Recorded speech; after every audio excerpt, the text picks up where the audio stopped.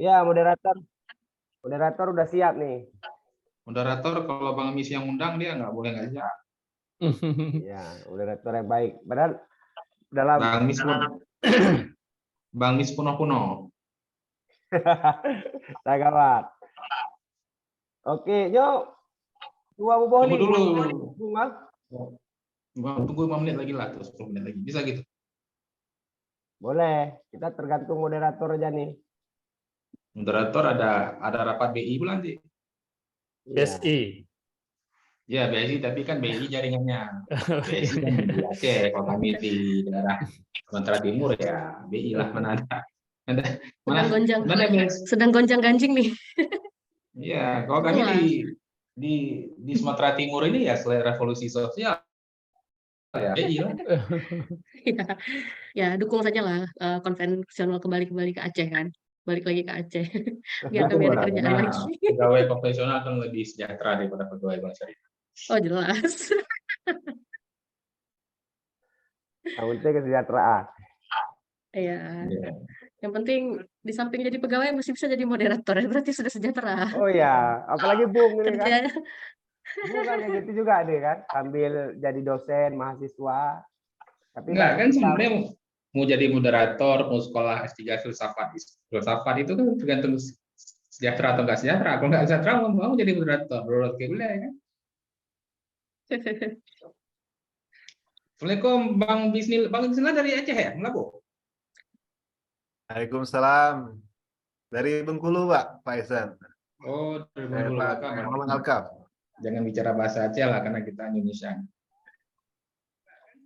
Kalau ada subtitle enggak apa-apa, Pak. Ya, bahasa Aceh kan bahasa dunia.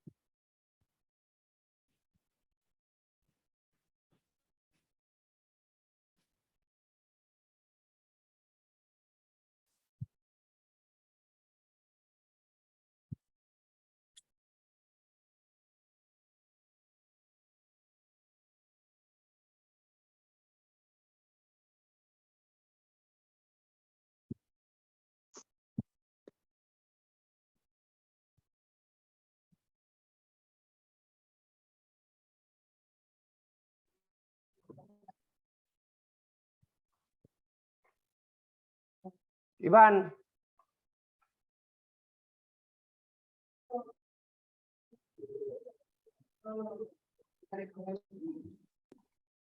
Ayo mulai, Bung.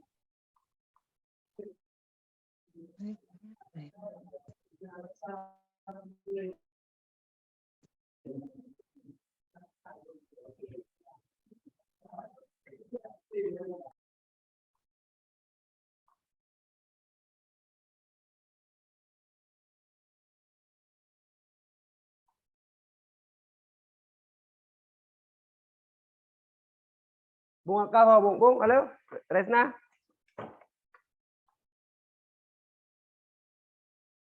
Gimana? Langsung kita mulai.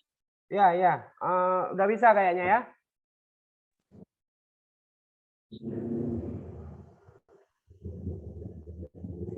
Ya, silakan.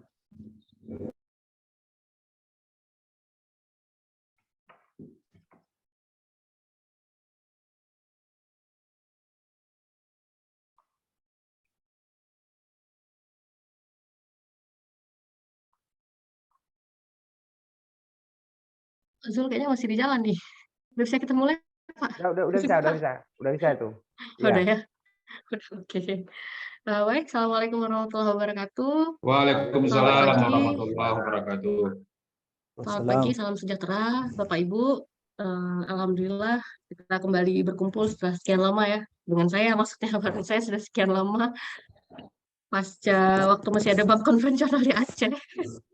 Akhirnya bertemu kembali di forum ilmiah kita. Pagi ini seperti biasa dimotori oleh Pak Prof. Insya Allah Miswari. Pak Prof. Jadi hari ini tema kita saintisme dan mistisme.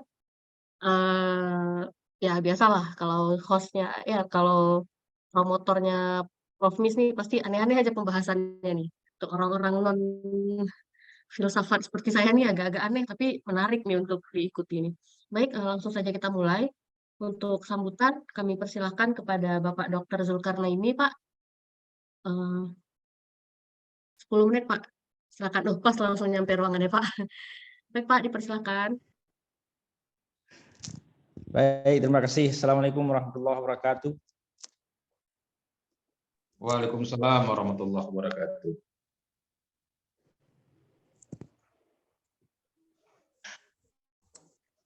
Terima kasih Ibu Moderator, Pak Miswari.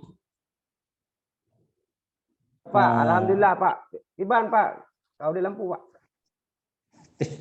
Mati lampu gelap kita nih. Hello, kalau Pro Febi Pak. Kalau Pro Febi lu.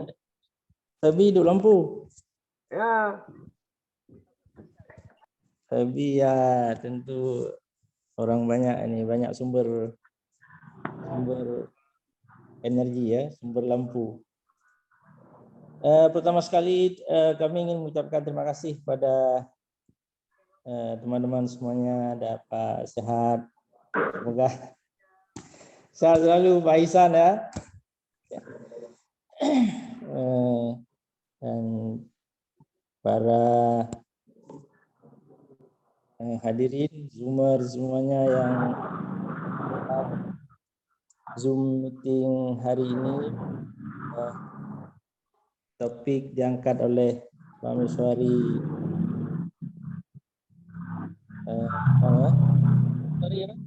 mistisisme dan mistisisme ya,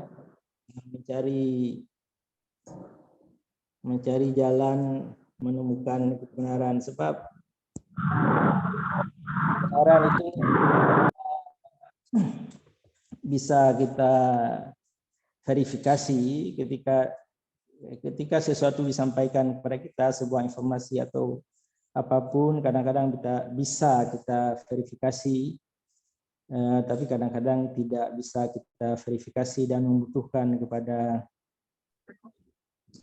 kepercayaan atau kepada keyakinan, di mana seolah-olah kita menemukan paradoks antara mistisisme dan saintisme, di mana sains selalu membutuhkan kepada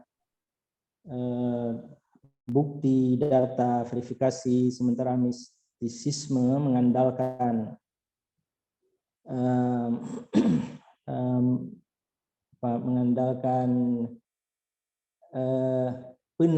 penangkapan atau pencerapan dengan hati terhadap suatu kebenaran untuk diyakini.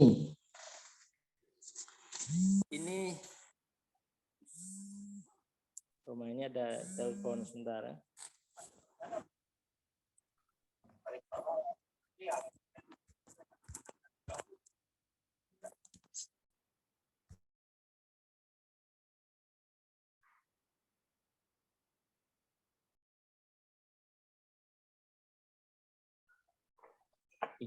Iklan sebentar. Karena pakai HP. Mati lampu Pasca.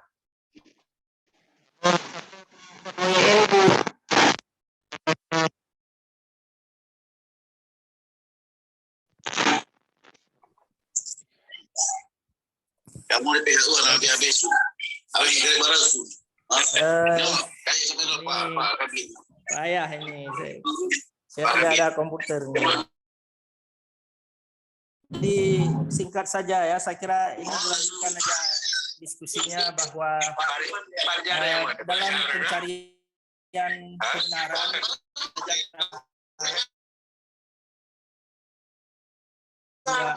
dua channel untuk mendapatkan kebenaran itu. Ada channel pikiran, ada channel hati. Kami yakin bahwa sejauh kedua channel ini kita asa baik, saya kira kita akan semua kita bisa melakukan komparasi untuk bisa mendapatkan pencahayaan yang terang, baik melalui channel akal pikiran, sains, ataupun channel hati, ada mistisisme, ada lain sebagainya. Karena menurut saya bahwa kedua channel ini adalah potensi ilahiyah, di mana kita memperolehnya karena anugerah Tuhan, dan oleh karena itu biarlah nanti dalam diskusi ini kita akan explore kajian bersama-sama. Kami Sarjana ingin menyampaikan terima kasih kepada semua pihak, kepada teman-teman Masyarakat Sarjana, dan kepada Pak Miswari wabil khusus, dan kepada para narasumber. Terima kasih atas kehadirannya, dan saya juga mohon maaf karena tidak bisa mengikuti ini dengan sempurna sebab ada acara di Kementerian Agama. Hal terima kasih sekali lagi, dan selamat mencari pencerahan untuk kita semua. Terima kasih. Saya akhiri. Assalamualaikum warahmatullahi wabarakatuh. Waalaikumsalam warahmatullahi Terima kasih Pak Zul. Salam sehat selalu. Terima kasih. Baik, selanjutnya kami berikan langsung kepada Pak Miswari untuk membuka diskusi ini untuk sebagai pembicara pembuka. Kayaknya Pak Miswari nggak perlu saya kenalkan lagi ya, teman-teman pasti sudah pada kenal. Baik, silakan Pak Miswari, saya berikan waktu 20 menit. Baik.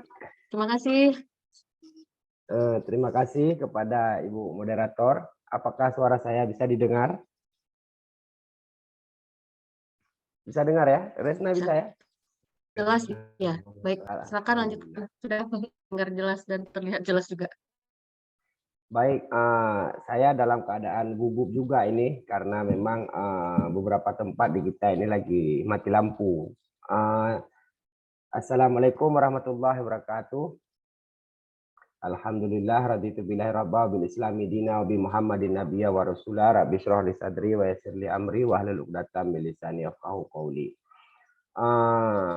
Sebenarnya saya berniat memberikan pengantar diskusi ya kepada kita semua, yang nanti saya hanya fokus pada mengemukakan persoalan-persoalan yang muncul saja, sementara nanti pakarnya yaitu Pak Bismillah dan Pak Sehat Ihsan akan mengeksplorasi ya tentang persoalan-persoalan yang kita munculkan di sini. Nanti kita berharap eksplorasi lebih lanjut itulah ada dari Pak Bismillah yang beliau sedang fokus mengkaji filsafat sains ya. Kita lihat di TikTok beliau banyak membahas tentang persoalan-persoalan sains.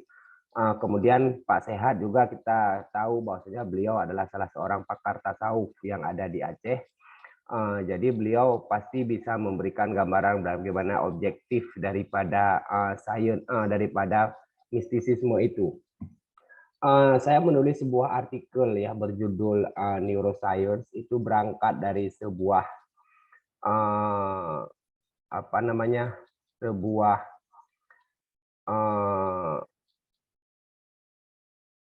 pengamatan saya dari pembicaraan seorang pengamat sains. Jadi kata dia ketika membicarakan tentang neuroscience, dia mengatakan bahwasanya ilmu neuroscience itu dibangun berdasarkan sebuah dugaan. Dia mengatakan bahwasanya neuroscience itu hadir pasca komputer ditemukan. Jadi para ilmuwan menduga kesadaran manusia itu muncul daripada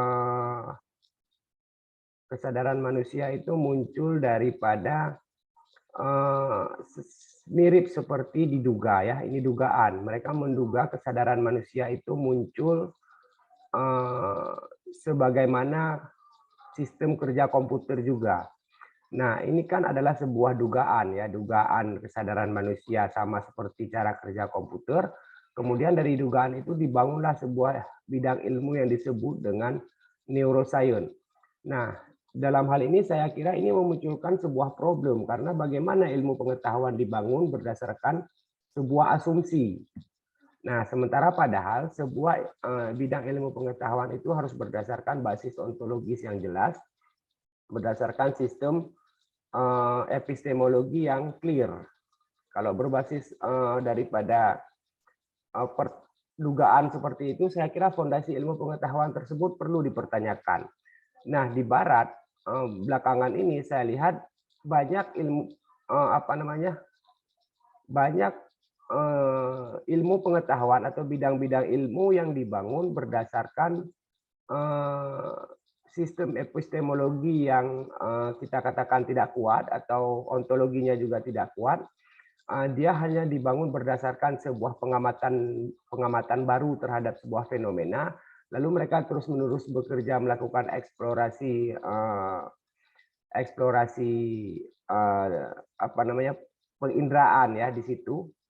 Kemudian ilmu itu dibangun berdasarkan penginderaan itu. Dia tidak peduli pada basis ontologis dan epistemologis yang jelas.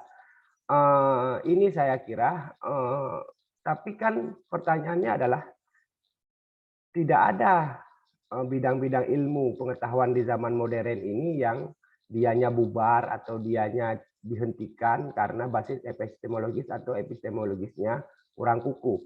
Tapi malah yang kita lihat adalah sebaliknya. Sebuah bidang ilmu itu semakin diminati, semakin digandrungi. Bidang-bidang ilmu baru yang dilahirkan di Barat itu semakin digandrungi. Padahal seharusnya kan yang jadi problem adalah basis epistemologis dan ontologisnya.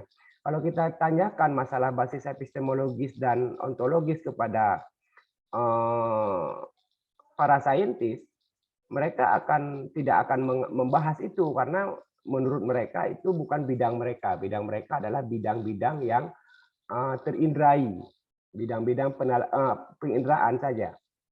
Nah, saya kira inilah menjadi problem bagi kita. Kenapa bisa seperti ini terjadi? Nanti kita berharapkan pada Bapak biiznillah tentang problem-problem sains ini dapat dituntaskan. Karena begini kita lihat, bahwasanya sains itu sistem penemuannya itu saya lihat bersifat subjektif juga. Sama seperti apa yang terjadi di dalam dunia sufi. Orang-orang sufi itu kan mengaku melihat Tuhan dengan mata batin ya. Mengaku mengalami pengalaman spiritual ini dan itu. Itu kan pengakuan mereka atas pengalaman mereka sendiri ya, mengalami kan mereka secara subjektif yang merasakan atau melihat dan segala macam. Itu kan pengalaman mereka. Ini saya kira sama seperti cara kerja saintis. Mereka bekerja di laboratorium atau di mana, kemudian mengamati molekul, mengamati atom, mengamati ini dan itu. Itu kan pengalaman subjektif mereka. Kepada kita kan diberikan informasi saja, bahwasanya atom seperti ini, molekul seperti ini, neutron seperti ini, elektron seperti ini, dan segala macam. Kita kan tidak melihat itu. Yang melihat kan mereka, subjektif mereka. Sufi juga kan begitu, yang melihat mereka kemudian dikasih tahu ke kita. Ini kan sama-sama pengalaman subjektif. Nah, ini yang jadi pertanyaan saya. Tetapi kenapa sains menjadi sangat digandrungi oleh orang, dan bahkan sudah banyak orang yang menjadikan sains sebagai semacam sebuah agama. Bahkan memang sains itu di masa depan sangat berpeluang menjadi sebuah agama. karena dia memenuhi kaidah-kaidah atau prasyarat-prasyarat sebuah agama. Nah, padahal yang uniknya oleh para kelompok saintisme, orang-orang yang terlalu menggandrungi sains, mereka malah punya klaim misalnya Tuhan tidak terlihat. Berarti menurut mereka Tuhan tidak ada. Ada sebagian dari mereka ya, jiwa tidak terlihat. Jadi jiwa menurut mereka tidak ada begitu. Jadi yang tidak terlihat diklaim tidak ada. Seharusnya kan kelompok saintisme bekerja sama seperti saintis itu bekerja. Kalau mereka tidak melihat mengatakan kita tidak tahu. Tetapi kelompok saintisme, orang yang terlalu gandrung terhadap sains, hampir menjadikan sains sebagai agama, itu malah menciptakan tafsir-tafsir yang membuat sains itu sendiri menjadi semacam agama. Ini problem yang dimunculkan. Bahkan kalau saya melihat banyak sekali sains itu dia itu bekerja overlapping dengan kebutuhan manusia. Dia bekerja mencari ini, mencari molekul ini, pergi mengeksplorasi angkasa jauh ke sana, mengamati galaksi Bima Sakti, Andromeda sampai jauh sekali, jutaan miliar tahun cahaya dieksplorasi. Sementara problem yang menjadi kebutuhan kita